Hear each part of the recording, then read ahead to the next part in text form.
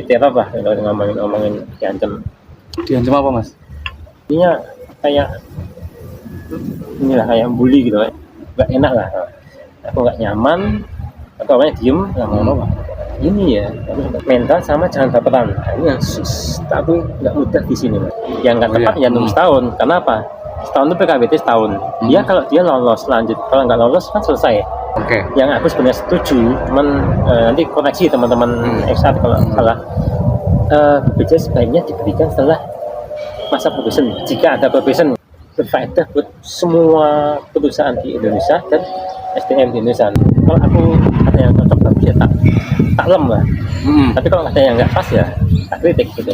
Bahasa profesional aja. Ada sejahtera.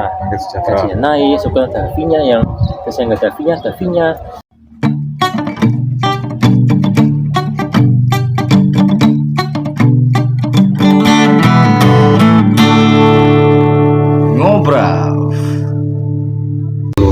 Dijaga juga itu. Masih bukan ya?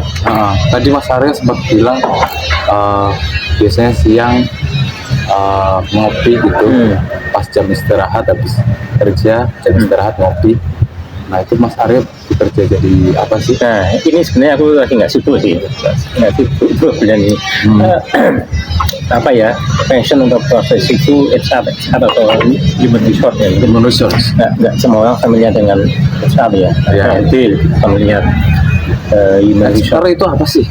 Human resource. Banyak orang yang belum tahu apa itu HR gitu. HRD ya, HRD. Human resource. Apa namanya? Development.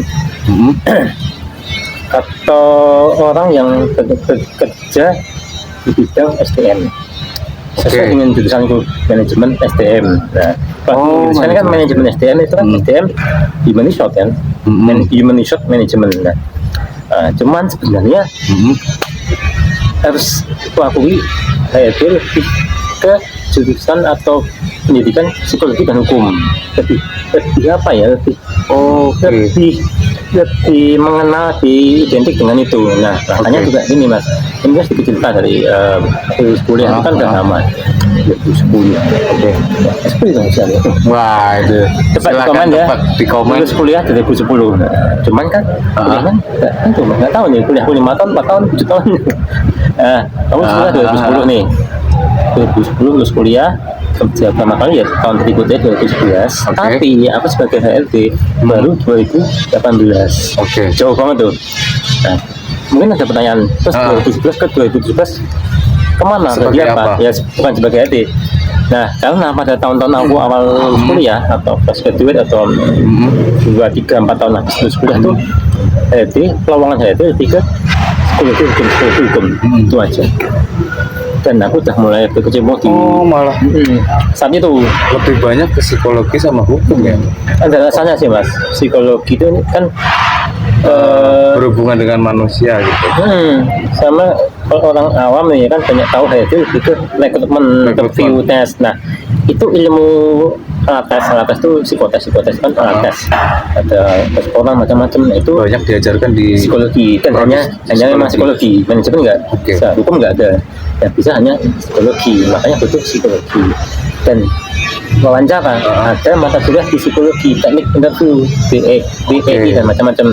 Nah itu di manajemen seingatku ya Mas ya, kalau aku nggak bolos ya kan ya kadang-kadang bolos juga ya. Sama Mas, seingatku kuliahku nggak ada, seingatku ya. Teman-teman ini manajemen angkatan saya manajemen PN, kalau aku salah ruang diklarifikasi ya, seingatku nggak ada mata kuliah interview, hanya ada sepil lagi tuh baru psikologi ya. Pendidikannya di mana tuh? Manajemen di kampus hijau ya. Kampus hijau. Nah, nggak ada mata kuliah interview. Psikologi banget. Nah, sama hukum. Kenapa hukum? Hukum kan mempelajari undang-undang, KUHP. Nah, ada kayak misalnya itu kan pasti harus tahu undang-undang tenaga kerja, undang-undang nomor 13 tahun 2003 undang-undang cipta kerja. Nah, itu kan makanannya anak hukum banget nih. Terus tentang apa ya, tentang hubungan legalitas perusahaan. Itu kan dan paham benar kan legal. orang hukum. Nah, tapi sebenarnya dari sisi nah, itu ekonomi, manajemen juga. Buat apa? Payroll itu kan handle Oke. gaji, absensi, administrasi. Nah itu kan nggak butuh harus psikologi hukum. Nah, hitung absensi, BPJS, lalu apa tuh nanti gaji itu kan Erat kaitannya sama ekonomi ya. lama-lama aku mulai banyak lihat loket di manajemen tapi spesifik lagi MSDM biasanya. Ada juga yang hanya manajemen, ada yang manajemen SDM. Karena manajemen ada SDM, keuangan, operasional, pemasaran. Nah, lebih ke SDM. Alhamdulillahnya aku SDM. Padahal aku kuliah, anakku bukan ke HRD, anakku tuh teman yang kerja di bank. Tahu aku dulu teman kuliah ekonomi itu ya bank gitu. Gitu lama-lama. Cuman pas aku udah mulai tahu itu mulai banyak local manajemen. Dan cuman aku kerja sebagai marketing bank, aku officer. Nah, gede sudah biasanya berkutat di situ, udah berkutat di situ. Aku bisa jadi HRD ya ceritanya panjang sih mas. Intinya pas aku lagi kerja, banyak nyari local yang cocok aku apply. Tentunya yang salah satunya yang cocok adalah yang sesuai dengan jurusanku. Ada local HRD di jurusannya sebenarnya nggak bisa aja. ya, PT gitu ya. Terserah Mas Arya. Ini spill aja sih nggak apa, nanti kan Spill aja nggak apa-apa ya. aku juga mau spill ya mas. Aku besok mau ngadain webinar perdana ya. Nah tuh guys, Soalnya di webinar gimana tuh mas? aku bakal cerita profilku apa, tulis apa, pengalamanku siapa nih, bakal spill juga. Cuma aku tahu ini ya. Kalau penasaran sama Mas Arya, Besok sore nanti bisa cek IG ku, nanti bisa di ini ya di YouTube komen, nanti bisa di story. Nah, Juli ini ya berarti ya. ya, insya Allah nanti rutin 2 minggu seminggu sekali ya nanti. Tuh. Jalan bareng ini podcast sama webinar nanti fokus HRD doang, podcast ya macam-macam ya, nanti kita belum macam-macam gitu. Jadi aku kerja pertama kali sebagai saat itu 2018 di K24 PT K24 Indonesia. Oh iya. Berarti pasti tahu ya PT K24 itu kok PT K24 mungkin belum. Salah satu franchise perusahaan farmasi terbesar di Indonesia ya. ya. Itu memang saat itu aku lagi nggak kerja, karena hari dan lain hal ya, apply beberapa perusahaan.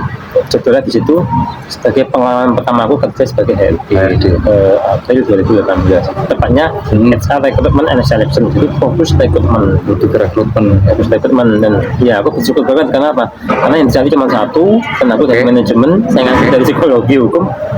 Aku bertanya-tanya sih, kenapa yang diambil aku yang bukan orang psikologi dan belum ada pengalaman ya kalau rezeki mungkin nggak kemana, atau mungkin cocokkan beliau SPQ sama mantan manajerku yang interview dulu mungkin cocok sama aku, mungkin ya alhamdulillah kan. Jadi nah ini mungkin untuk ini ya, untuk apa ya, untuk menunjukkan, membuktikan bahwa jangan minder insecure sama kita. Kalau kita misalnya teman-teman draft masih graduate nih, atau baru pengalaman magang, atau kerja baru 2 bulan 3 bulan, tunjukin aja ini semua. Kalau kamu pede misalnya magang di mana, seperti apa, itu sih. Karena walaupun saat aku juga udah kerja bertahun-tahun, tapi kan bukan sebagai HRD itu. Nah, itu mungkin PD ya, gimana caranya menarik simpati orang yang interview kita sih. Setiap orang itu pasti punya kelebihan. Iya, dan dalam hal pasti ya, dan kelebihan kita barangkali cocok dengan suatu perusahaan. Jadi jangan pernah minder sama diri kalian sendiri. Ya, betul itu ada. Mungkin ada faktor lucknya juga ada. Tapi yang membuat tertarik untuk jadi HRD selain karena kecocokan pendidikan dengan lowongan kerjanya tadi, ada faktor lain yang membuat tertarik untuk jadi HRD.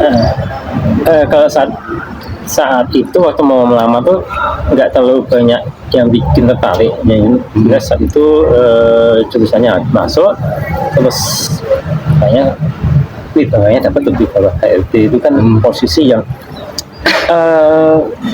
banyak orang nyari, tapi banyak benci juga, banyak menjadi musuh. Kayak sebuah position of crime,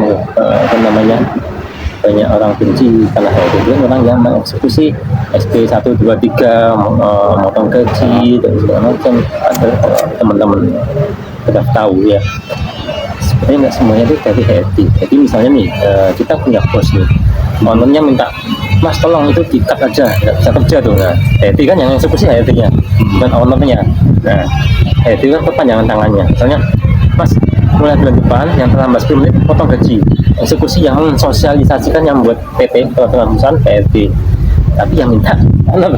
Ketika HRD punya ide misalnya mau teknik, mau punya acara apa, ngajuin dulu ke owner. Nah, owner nggak CC nggak jalan. Nah, sama aja. Cuman HRD yang langsung bersentuhan berkaitan dengan karyawan. Jadi kalau banyak karyawan nggak setuju, kontra, udah kesannya HRD jadi musuhnya mereka. Tapi mungkin karyawan job seeker lupa kita tuh bisa kerja kenapa, Mas? Kita bisa kerja karena kita ada melamar ya. Kita dorong HRD itu kita buat lamaran CV nih, kita kirim ke email itu diterima oleh HRD. HRD yang screening. Nah, kalau HRD nggak cocok, nggak diproses, nggak di-interview, nggak bisa jalin. Nah, HRD memproses interview. Nah, yang ini mungkin menepu banyak teman-teman job seeker, mungkin sorry to say job seeker Gen Z ya. Opening di awal ini baiknya, terima kasih Pak Bu sudah diberi kesempatan, sudah diundang untuk mengikuti interview hari ini, karena tidak semua orang melamar kerja itu diproses CV-nya. Nah, gitu, betul kan nggak mungkin pastilah ya kan, screening mana yang betul. Kadang-kadang ada yang ngelamar sampai ribuan orang. Kalau HRD satu terima melamar wawancara ribuan orang kan juga pasti kayak publik pasti sekarang apa itunya Wah sampai saya bisa buat training CV doang tuh Mas. Salah satu masalah kita itu ya itu harus terima kasih dan nggak semua diproses. Dan aku di sini kan posisiku aku bisa ngerasain sebagai pelamar kandidat job seeker dan juga sebagai rekruter. Jadi ya susahnya nyari kerja tahu, susahnya nyari SDM juga tahu semua. Nah kan kalau nggak ada HRD kita nggak bisa kerja. Apa yang mau proses itu kan? Interview kalau HRD nggak cocok nggak diajuin ke user. Nah, misalnya aku interview cook atau waitress, aku oke tak ajuin ke atasanku atau ke SPV-nya, ke manajer operasional atau ke CEO langsung. Aku nggak oke, udah tes nggak lolos ya udah. Yang kadang lupa, nanti kan bisa nggak lolos, bisa lolos. Kita ambil yang lolos nih. Yang lolos berarti apa? Tanda tangan. Nah, tanda tangan ketemu atau training. Baiknya kan, makasih Pak atas kesempatan untuk bergabung.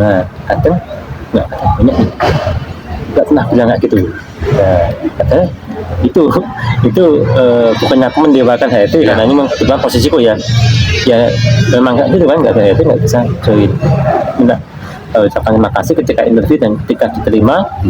Ketika mau resign pun ya maaf tidak bisa melanjutkan kontraknya seperti itu. Dan profesional ya sesuai dengan kesepakatan. Misalnya harus ini sudah sangat familiar ya, one month notice OMN 1 bulan sebelumnya resign. Nah itu kaitannya ya tahulah banyak yang nggak gitu, masalahnya kabel juga ada. Nah itu kan berarti nggak menghargai orang yang memproses kamu nih ya kan.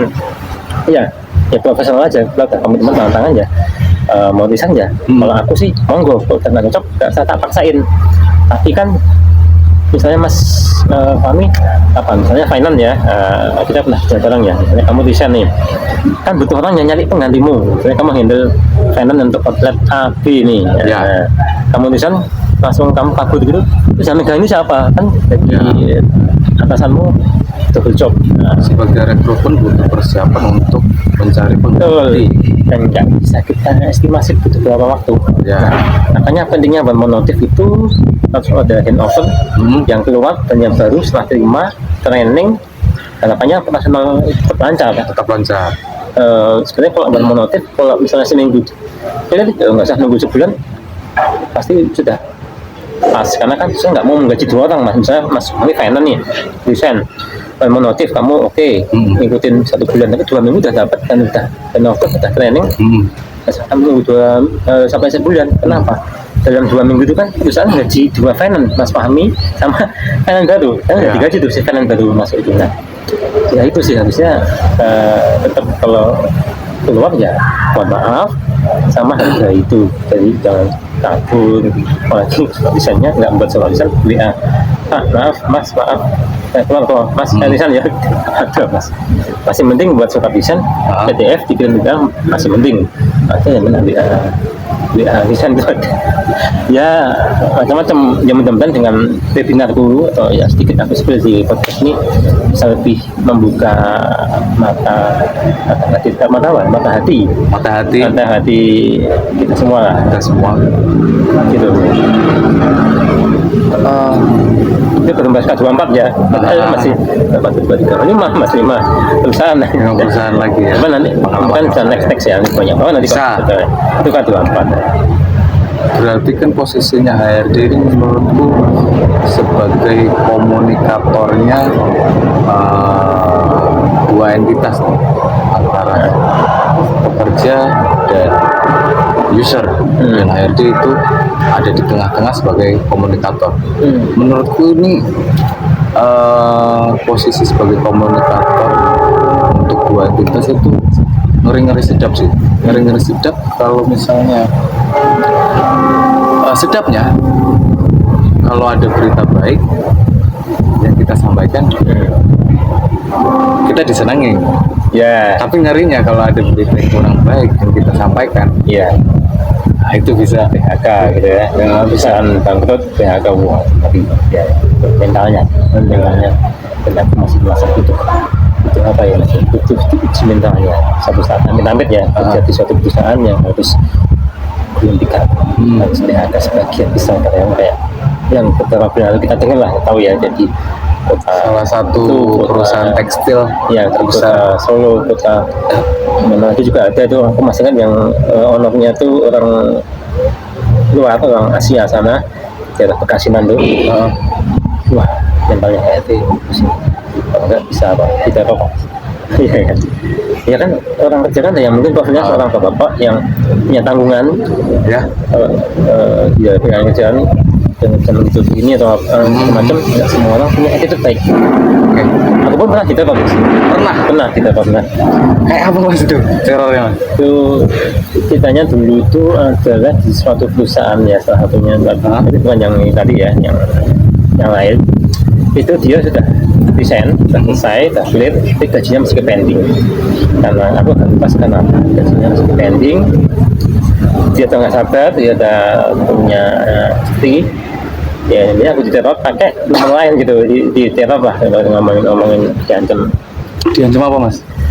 apa ya, pokoknya intinya kayak inilah kayak bully gitu kan, ya, intinya tak gede gitu atau apa apalah gitu ya, Verbal berarti? iya memang nggak enak lah, aku nggak nyaman, aku awalnya diem lama-lama ini ya, tapi ngomong ke alasan itu ya itu memang mental sama jangan baperan. Ini yang aku nggak mudah di sini mas.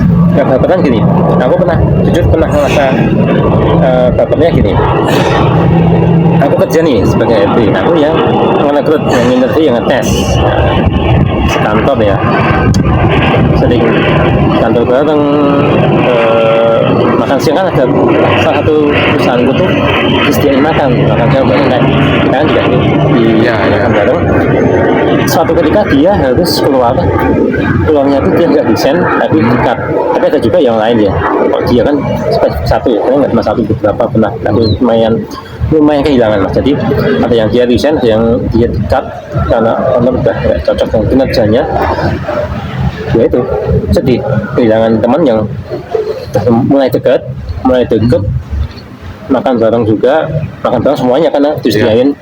Harus juga ada juga yang dia dekat karena apa gitu, dia itu sudah berkeluarga, dia punya utang misalnya, tanggungan ini juga ya, cuman ya harus tahan, harus profesional. Jangan misalnya teman-teman pada pamitan, salaman, pelukan sambil nangis, hatinya kayak nangis ya, enggak banget. Nah itu yang harus tahan di situ, contoh baperan. Terus mentalnya itu misalnya ada harus sesuatu yang nggak baik PHK karyawan pabrik misalnya, terus nanti berundang, nah ngomong harus menjelaskan gitu, sosialisasikan misalnya perusahaan lagi bangkrut nih, bulan depan gaji potong 20%.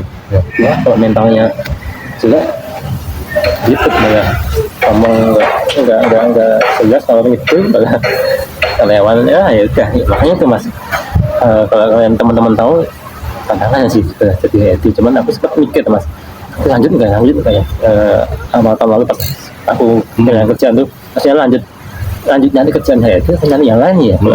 Kalau nggak lanjut mana aku udah usaha segini udah bertahun-tahun, aku di posisi lain ngulangi dari nol. Tapi kalau lanjut ya kok kayak gini ya. Itu sih mas. Ada juga yang di perusahaanku salah satunya nih ya, dari 51 yang ada penahanan ijazah. Nah, aku orang yang sempat menghandle itu. Jadi ketika ada karyawan masuk, ijazah ditahan, dokumen ijazah disebut kualitas. Nah, itu kan resiko kayak nyimpen ijazah. Tapi resiko kan ijazah kok amit-amit bakal kan bencana alam. Aku bawa kunci piling kabinet berangkas cuma dibaca. Misalnya di jalan aku kena begal, pasal diambil dan sudah ada kuncinya. Jadi kan katanya dalam lemari itu ada ijazah. Terus misalnya butuh tukang kunci nih buat bongkar lemari, berarti kan salah nggak asal tukang kunci tahu. Oh, ini dokumennya bahaya. Makanya dia itu tanggung jawabnya besar. Tanggung jawab ya, harusnya benefit juga. Harusnya ya. Amin. Ya, harusnya sesuai aja ya. Setidaknya tergantung kemampuan perusahaan. Sesuai lah. Ngeri tapi asik kalau udah berkecimpung. Itu berarti apa, karena tadi sebagai komunikator orang yang di tengah-tengah harus menurutku pintar-pintar untuk komunikasi secara langsung maupun menyiasati hal-hal seperti tadi risiko-risiko tersebut ya mas. Memainkan bahasa aku tuh psikologi komunikasi. Jadi nggak hanya benar ngomong mungkin host tuh benar ngomong ya, tapi komunikasi dengan baik. Misalnya bisa bukan ada potong gaji, caranya memengkat karyawan, memberikan SP ya harus. Kalau ini memang tantangannya boleh dikencangin mas suaranya. Misalnya kita butuh harus menjelaskan, menginfokan yang hal-hal yang sifatnya nggak menyenangkan, ya kan nggak asal ngomong menyampaikan dari step by stepnya gitu.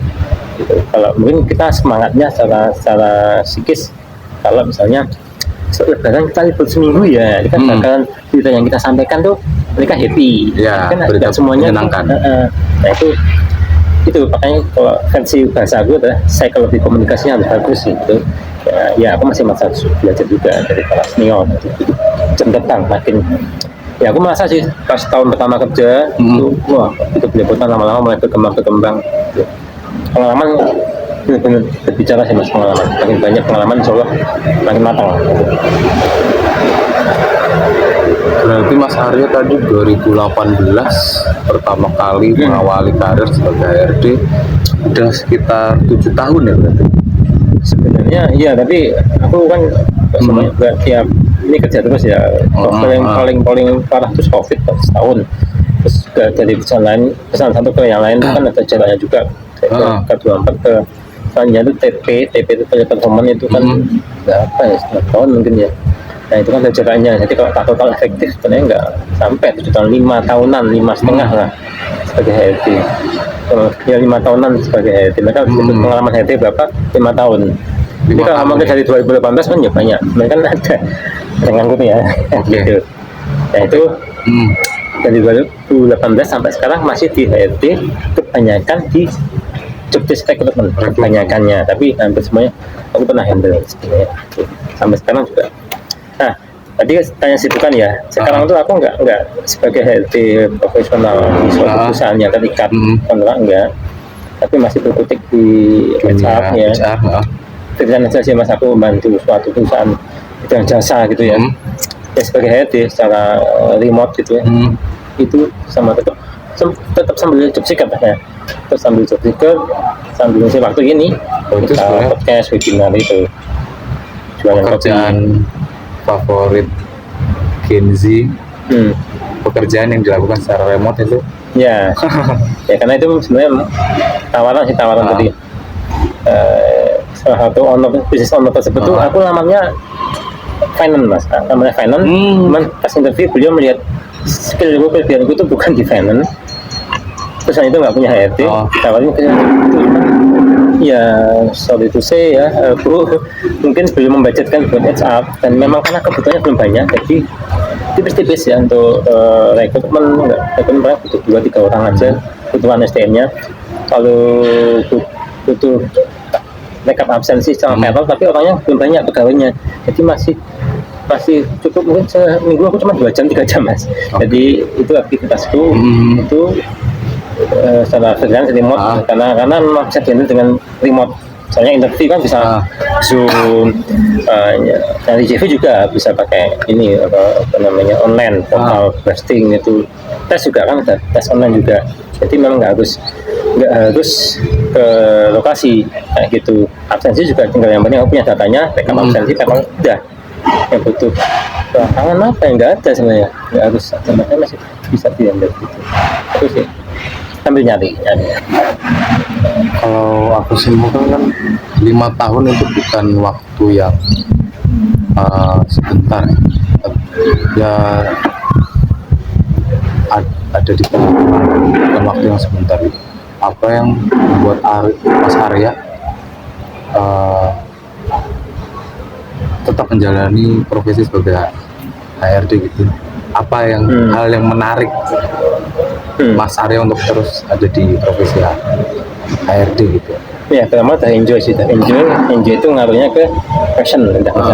Passionnya ini kan kalau kita interview sering ditanya HRD-nya, passion kamu apa? Nah, kadang-kadang kalau masih fresh graduate bingung. Nah, aku passionnya saat ini, passion itu pertama itu ingin melanjutkan karir sampai usia pensiun gitu ya. Karena ya aku sebenarnya welcome untuk bidang lain, cuman kan semuanya dari nol ya. Dan sayang juga kalau pengalamanku di SR aku matikan, aku ganti yang lain. Jadi mungkin ya ini YouTuber ini kan peluang lain misalnya ya, HRD YouTuber dari dunia tuh sebenarnya adalah seorang konsultan HR jualan kopi. Nah itu yang peluang lain. Kalau HR udah passion, aku berusaha melanjutkan, memaksimalkan di level tertinggi kan aku masih staff ya, belum masih ada SPV manager gitu. Nah yang menarik nih pas aku kerja di tahun 2004 itu setahunan, aku tuh punya mimpi, punya cita-cita jadi ASN di Kemenaker, Kementerian Tenaga Kerja. Awal dari aku melihat makin aku nambah pengalaman tuh banyak perusahaan ya, sorry to say ya Bapak Ibu para business owner itu yang masih ngeyel dengan aturan ketenaga kerjaan. Banyak yang misalnya ini contoh aja ya, masih banyak menyimpan ijazah atau menahan ijazah karyawan yang sebenarnya di Undang-Undang Nomor 13 itu disebutkan, aku pasalnya lupa ya karena aku bukan anak hukum. Intinya tidak diperbolehkan di dalamnya perusahaan menahan surat atau dokumen berharga termasuk ijazah di dalamnya. Nah itu ada. Sekarang kalau Mas kami update bulan ini atau bulan lalu itu ada peraturan lagi dari pemerintah Kemenaker, itu adalah tidak boleh ada penahanan ijazah. Nah Sultan juga sebagai gubernur DIY juga memberikan peraturan gubernur itu tidak boleh menahan ijazah. Nah tapi realitanya harus saya katakan masih banyak menahan ijazah. Pertama itu, kemudian BPJS nih. BPJS itu aturannya di undang-undang wajib untuk pemberi kerja. Pemberi kerja itu sebenarnya siapapun itu wajib. Tapi ya kita bicara yang legal ya, legal dari badan hukum. Badan hukum bisa CV, bisa PT, itu wajib. Berarti ini mungkin kalau Mas Kami saat ini atau kemarin pernah kerja yang kok ada BPJS ya, itu PR. Semoga mereka nanti kedepannya ada fasilitas itu, karena wajib baik CV maupun PT. Jadi nggak hanya PT, CV juga wajib. Jadi apalagi PT, berarti nggak ada BPJS ya, itu siap-siap ini bermasalah. Ini kalau tenaga itu kena BPJS itu wajib. Nah PR-nya di sini pengalamanku, ada perusahaan yang memberikan BPJS langsung ketika udah join, ada yang nunggu masa probation 3 bulan, ada yang nunggu setahun. Yang kan tepat ya nunggu setahun. Karena apa? Setahun itu PKWT setahun. Dia kalau dia lolos lanjut, kalau nggak lolos kan selesai. Kalau misalnya dia PKWT nggak lolos, berarti otomatis selama dia kerja setahun di situ dia nggak mendapatkan fasilitas BPJS. Berarti haknya, nah seharusnya dia didapatkan perusahaan itu salah. Yang aku sebenarnya setuju, cuman nanti koneksi teman-teman eksat kalau salah. BPJS sebaiknya diberikan setelah masa probation, jika ada probation kan enggak baiknya ya. Nah, jadi probation itu kan sama-sama perusahaan melihat kecocokan dengan karyawan baru, cocok atau enggak. 3 bulan cocok lanjut, nggak cocok ya udah selesai. Karyawan juga 3 bulan di PT ini tuh cocok nggak sih? Nah, nggak cocok ya nggak usah dipaksain. Nah, 3 bulan tuh melihat kalau cocok ya lanjut dengan penambahan BPJS. Nah, ada juga yang setelah 3 bulan, ada juga yang 7 bulan, yang paling parah ya solusi sama sekali tidak memberikan fasilitas itu padahal wajib. Ada juga yang perusahaanku yang dulu itu ada yang memberikan, tapi tanpa aku spill ya nama PT-nya, ada keterlambatan. Jadi gini, misalnya gaji BPJS itu kan memotong gaji ya, jadi misalnya kesehatan tenaga kerja berapa persen potong dari gaji kita bayarkan ke BPJS melalui HRD itu yang ada payroll-nya masuk.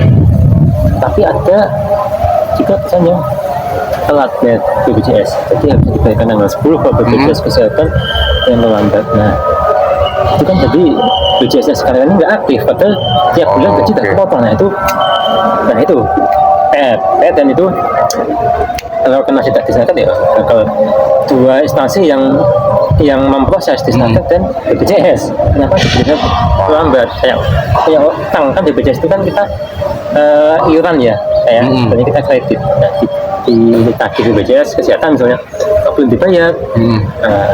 Ini pernah sih mas perusahaan A gitu lapor ke BPJS kesehatan misalnya, BPJS kesehatan lapor ke startup udah perusahaan jadi itu didatangi itu, dan karyawan pun bisa ada websitenya aku gak lupa, lapor PKB lapor apa gitu, lapor itu ada. Jadi nanti kita bisa di website ngisi keluhan, bisa nyebutin nama, bisa nyebutin enggak atau untitled gitu, nanti ditindaklanjuti itu bisa. Jadi yang itu apa dari unek-unekku tentang perusahaan di Indonesia itu yang masih banyak PR. Nah baru kalau aku ikut CPNS, ASN, mau sebagai ASN di Kemenaker, aku pengen membenahi masalah itu ya? Ya bisa aktif, bisa memberikan kontribusi, nggak cuma di instansi Kemenaker tapi ke tenaga kerjaan di Indonesia. Syukur bisa membantu memberikan ide untuk revisi undang-undang kita kerja misalnya perlu tambahkan poin ini. Nah kan kalau aku di swasta ya cuma nurut mas, dapat dari pemerintah ada undang-undang cipta kerja, ada undang-undang ini undang-undang apa lagi, ya udah ikut kan. Kalau nggak ikut salah ya. Tapi kalau aku di Kemenaker kan bisa menjadi orang yang berfaedah buat semua perusahaan di Indonesia dan SDM di Indonesia. Nah itu aku punya cita-cita setinggi itu dalam sistem ya. Nah, cuman ya itu nggak mustahil, cuman aku akui sulit sekali. Nah, kecuali nanti ada hal lagi yang bisa kita bahas tuh teknis tentang rekrutmen. Nah beberapa waktu yang lalu ada ini lagi kebijakan baru. Apa tuh? Pemerintah minta untuk menghilangkan diskriminasi dalam loket. Mungkin Mas Aib pernah dengar loket sering ada pria wanita umur usia pengalaman berapa tahun bisa mengendalikan 4 elemen ya, apalagi yang saya tidak boleh hijab. Itu unik banget ya, apalagi ya untuk negara Indonesia yang merupakan penduduk muslim terbesar di dunia ya mas. Di dunia ya?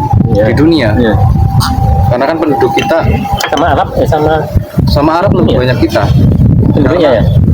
Karena kan kita penduduknya jauh lebih banyak daripada Arab, walaupun secara persentase kita kalah, tapi secara jumlah kita lebih banyak ya. Karena Arab mungkin muslim semua. Indonesia ada 6 agama tapi kan jumlahnya penduduk banyak ya. Betul. Nah, itu kan harus saya katakan rasis itu sebenarnya. Nah, cuman kaitannya dengan kebutuhan dan permintaan user. Nah, itu yang ini sebenarnya pemerintah itu bagus. Kalau aku ada yang cocok lagi ya tak lem lah. Tapi kalau ada yang nggak pas ya tak kritik gitu. Kritik ya secukupnya, nggak perlu ngegas. Tapi ya udah siap-siap kena ini. Dosa-dosanya sih. Ya gitu mas. Himbauan itu bagus. Jadi nggak perlu lah gitu. Cuman ada juga PR-nya buat HRD. Misalnya si CS, si user, owner atau manajer OPS nasional minta, mas tolong carikan CS wanita maksimal 27 tahun. Oke. Itu kan agak rasis.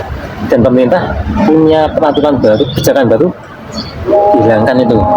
Kalau tetap dipakai ya bandel, maksudnya nggak taat dengan pemerintah. Ya, ini bisa nggak tahu lah dampaknya apa ya. Tapi kalau taat pemerintah, harusnya misalnya wanita maksimal 27 tahun, hilangkan. Berarti kan tanpa gender, tanpa usia, imbasnya apa? CV yang masuk pria wanita, padahal butuhnya hanya wanita. Berarti apa mas? Kasihan di kandidat pria. PHP mereka udah buat lamaran, nggak bakal diproses kalau dicari wanita. Nah, usia misalnya diminta maksimal 27 tahun, di atas 27 ya nggak keproses maksimal 27. Tapi kan laporannya nggak ada.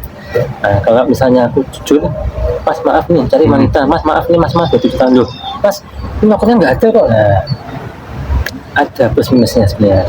Misalnya di situ sama makan waktu sih, itu kan minusnya banyak berarti. Iya, itu minusnya buat si kandidat ya. Mereka mungkin di PHP, di ghosting atau nggak dipanggil ya, kayaknya aku tahu pengalamannya ada kok. Nah, si rekruter atau HR minusnya adalah ya makan waktu. Harusnya cukup memfilter CV wanita, tapi CV masuk pria wanita. Kalau misalnya ada dicari wanita 27 tahun, harusnya kan isinya CV-nya wanita semua nih. Walaupun itu aja masih ada mas, aku pernah buat lokal wanita maksimal 30, pria masih ada, usia 33, 34 masih ada. Itu kan harus di tim screening, apalagi nggak ada pria wanita usia. Makin nambah waktu kan buat sortir CV. Nah itu yang susahnya di situ adalah kita perusahaan melalui HRD harus ikut pemerintah, ikut user. Kalau ikut pemerintah, usernya nggak cocok dengan pemerintah, siap-siap nggak sevisi misi udah nggak tahu bertahan berapa lama.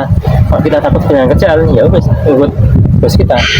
Nah tapi ya nggak sesuai dengan pemerintah. Itu yang aku pernah takuti di saat COVID mas. Aku kerja di satu perusahaan nih. Nah, saat itu COVID itu kok dengan ingat istilah PPKM. Nah gitu mas yang PSBB ya? Pembatasan sosial berskala besar. Misalnya ada company A harus WFH, harus hybrid, bisa WFO. Nah contoh misalnya aku lupa ya saat itu perusahaan itu masuk apa, aku lupa, sebentar aku salah ya. Misalnya perusahaan itu masuk yang harus WFH, tapi perusahaan itu WFO. Jadi kalau ada sidak dari satgas COVID kan kena tuh mas, yang kena HRD-nya.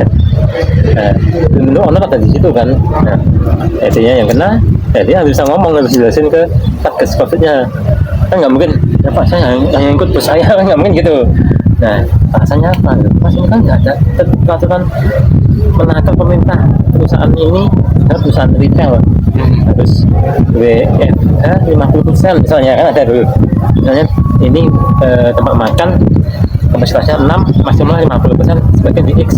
Kok ya pernah gitu juga. Nah, ya aku ikut bosku sih kayak gitu.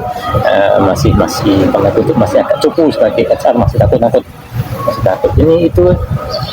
Kalau aku ngeyel, bosku nggak cocok, aku di kasarannya aku dibuang. Dan aku tahu dirinya gimana. Aku masih staff mas, staff tuh nggak banyak ke atasan tuh nggak usah terlalu banyak speaknya. Gini nggak perlu banyak vokal. Beda sama manajer nggak hanya menjalankan job desk, harus berani ke atasan memberikan Pak Bu kalau salah ya dikasih tahu, disosialisasi Pak ini undang-undangnya tuh pemerintah ada kebijakan pasal ini gini kata-katanya gitu ya, terus berani gitu.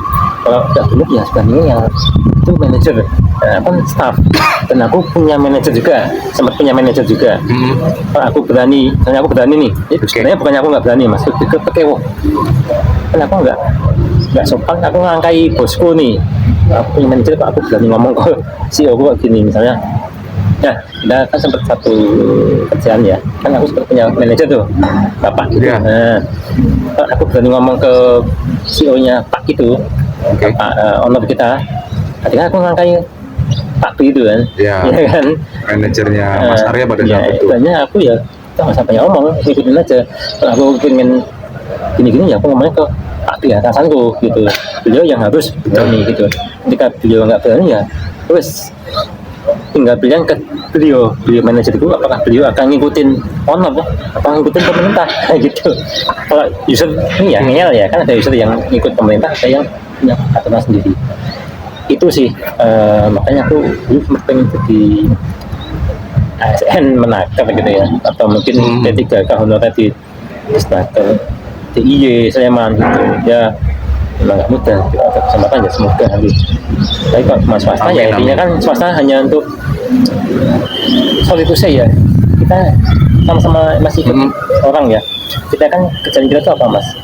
Membuat makin kaya terus kita, membantu bos kita makin kaya ya. Terus kita kan punya bisnis nih, misalnya resto, kita bantu, aku HRD bantu rekrut mencari orang itu makin produktif.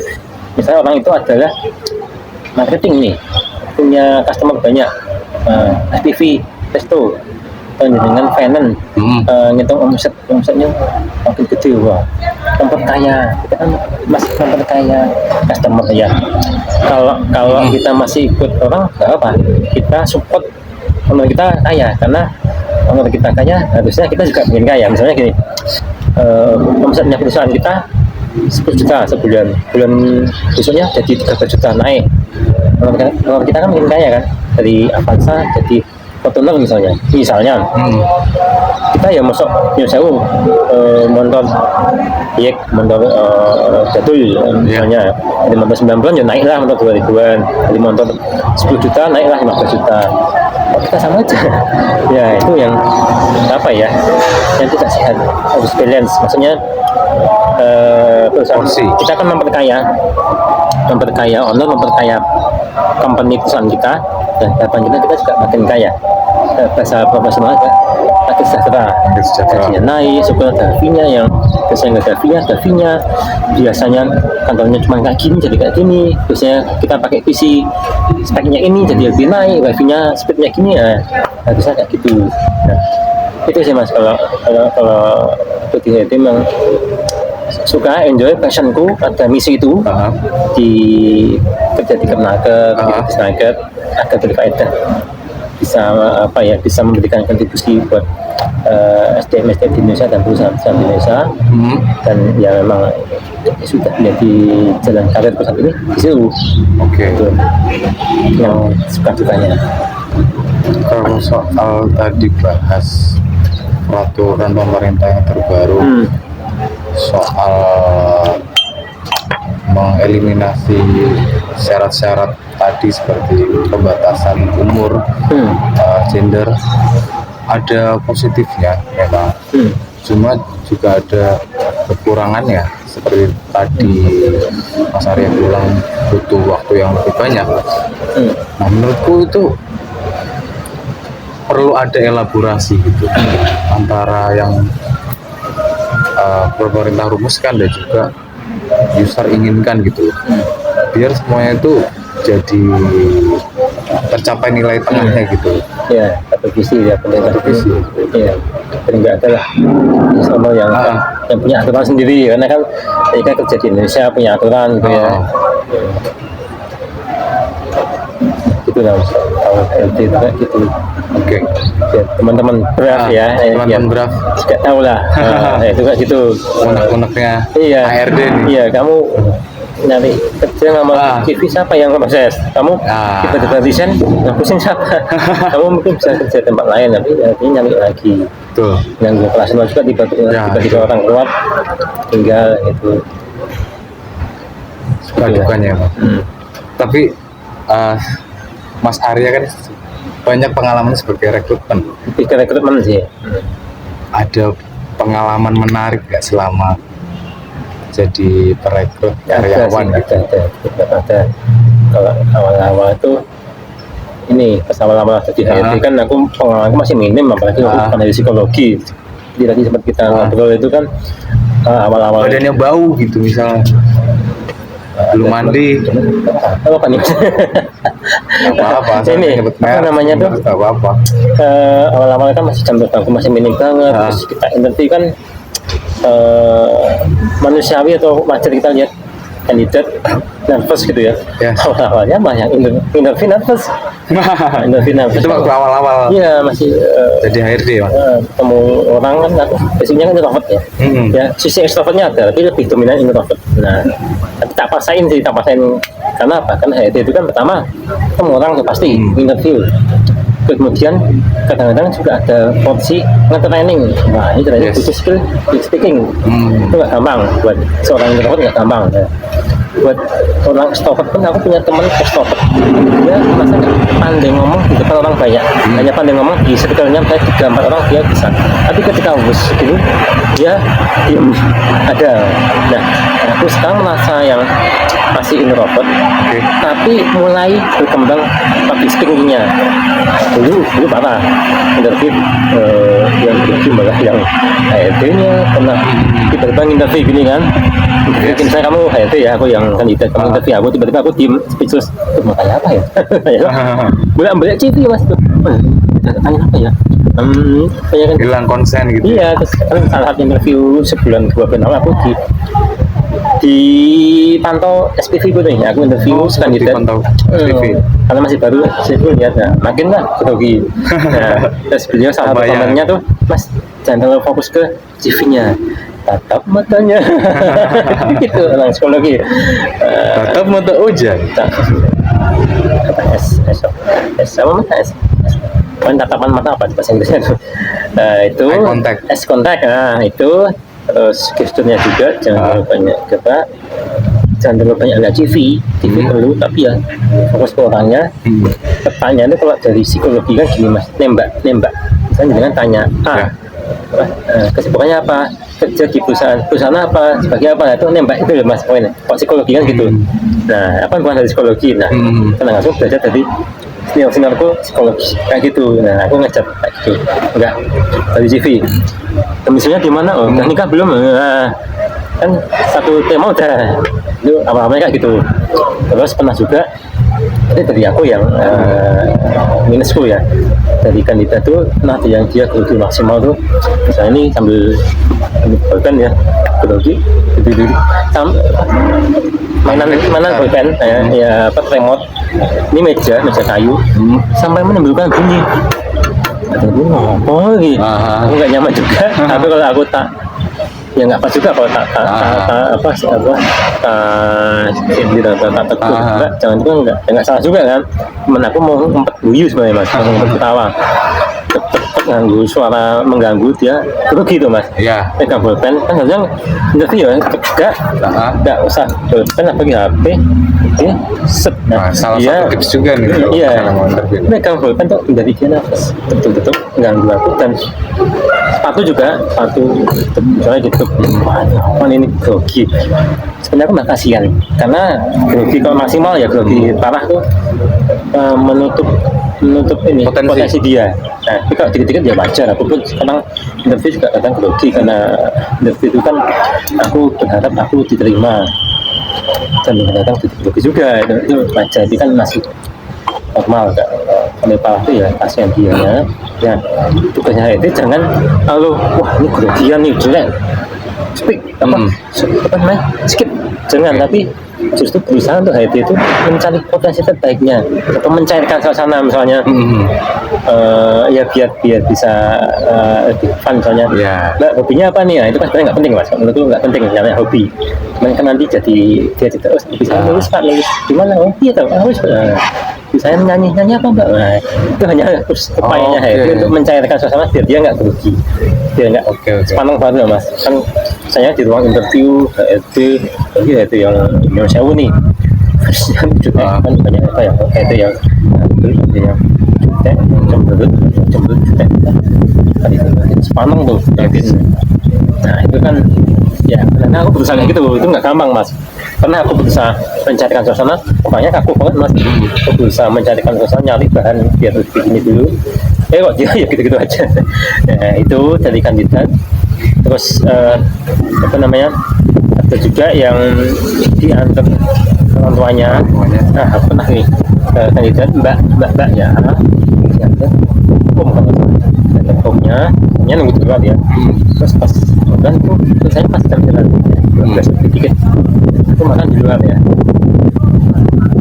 Kandidat sama omnya datang, mas bisa bantu kasih imbalan.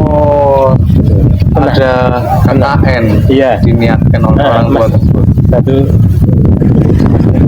ya apa ya, pokoknya ini aku mempercepat nanti. Terus kan aku sama temanku udah duluan ya, aku kalau aku udah sedih cuma juga aku mendekati temen dia pakai kalau aku nanya intinya Salah satu minta budaya. bantuan agar ponakannya dijelaskan.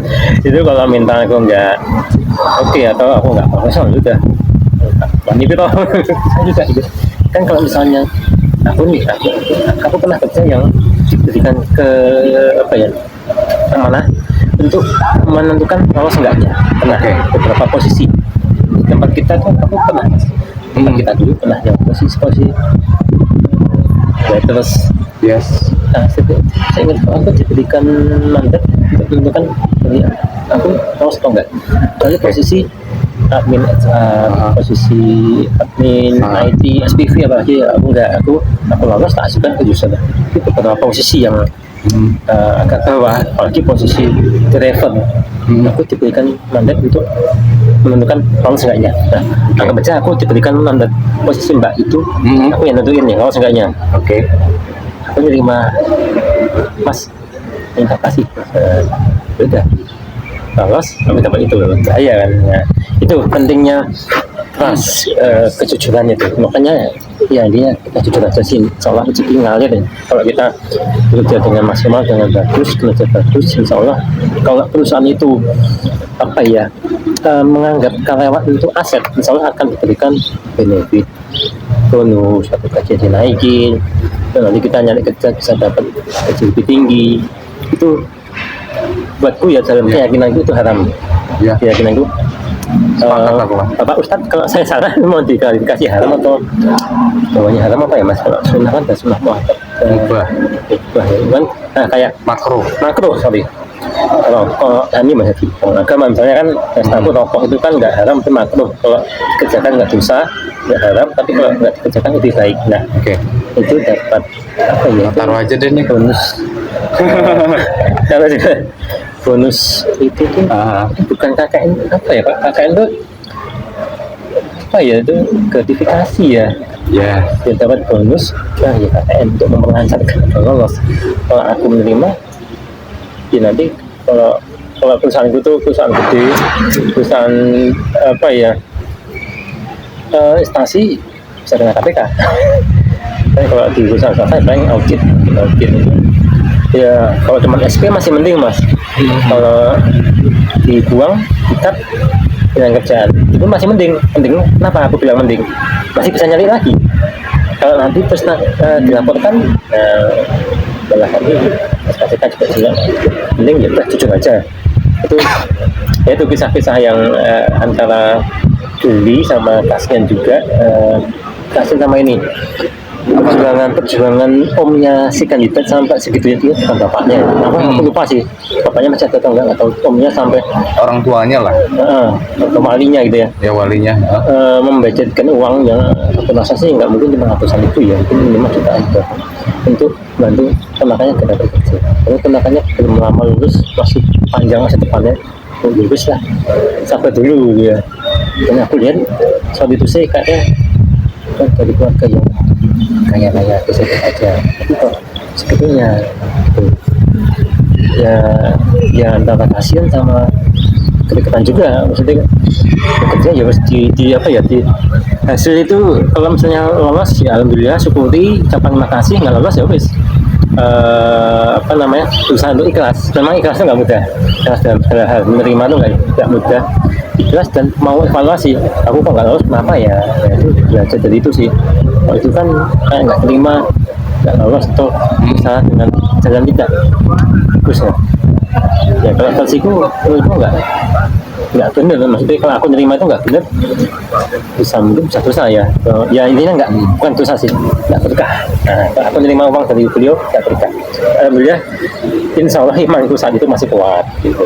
Itu salah satunya, di antara yang lain masih ada juga mas. Satu lagi ya, Apa tuh? karena banyak nih mas. Ini baru ngomongin rekrutmen ya mas ya, belum lainnya. Satu perusahaan aku undang tes, ternyata kandidat itu sudah di blacklist dari perusahaan tersebut. Nah, tak undang, temanku yang seniorku bilang, mas ini undang sudah di blacklist mas, sudah. Nah, terus tak cancel karena di blacklist.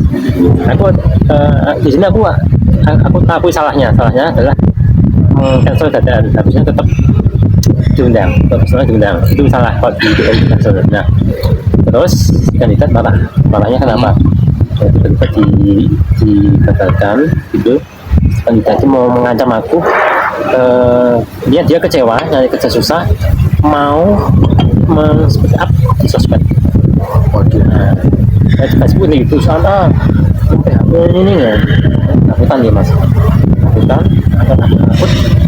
masa salah aku satu sebenarnya. Aku harusnya tak undang lagi walaupun nggak lolos harusnya. Nah, tapi karena aku undangnya aku nggak salah. Kenapa? Karena aku nggak tahu kalau kandidat A itu di blacklist. Dan senior atau perusahaan atau SPT itu nggak bilang. Mas, ini ada beberapa list kandidat, mantan kandidat yang di blacklist jelek ini ya, bisa dipanggil. Aku nggak dikasih tahu. Ya aku nggak tahu toh mas, yang ngamar banyak banget, tak panggil semua. Kalau aku dikasih tahu ya, tak lihat misalnya ada nama macam ini, Pak Nugroho. Oh nggak ada, wah aman. Oh misalnya Api Ahmad-Dana, ada nama Ahmad-Dana, bos bisa dipanggil ya. Nggak ada mas, ya aku nggak masalah. Nah, salah aku yang aku undang orang nggak jadi itu ya, aku sempat aku bisa tidur berapa hari itu, diancam mas, diancam mau di speak up di sosmed. Pertama yang aku takutkan adalah aku dengan kerjaan dari perusahaan itu, kemudian nama baiknya perusahaan itu jika masuk ke sosmed, dan perusahaan bisa mungkin kecoreng dan aku bisa ya mempersalahkan juga itu. Alhamdulillah yang sendiri sih nggak ada nggak ada klip damai atau apa ya, nama menghilang sendiri sih. Itu sih, yang lain masih ada panjang. Itu suka dukanya mulai dari lucu melihat orang nervous sampai ada praktik KKN, hal-hal yang berbahaya. Kaitannya nanti dengan pihak berwajib juga itu ya. Tapi insya Allah masih banyak sukanya. Kalau masih banyak dukanya ya pasti aku udah nggak. Itu yang paling penting. Jadi HRD dong, ngapain kerja banyak dukanya ya kan. Tuh. Ya tadi statement Mas Arya di